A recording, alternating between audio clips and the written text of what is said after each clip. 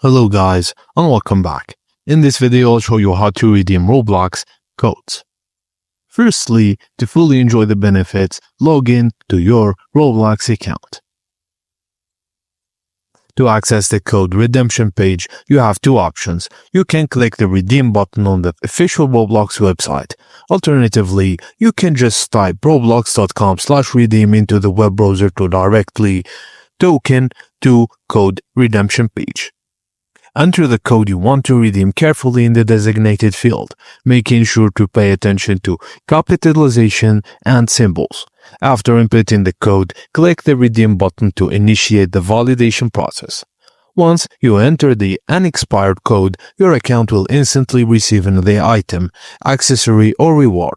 You can then access the acquired items in your inventory. And that's it guys, thank you for watching and please don't forget to like and subscribe for more.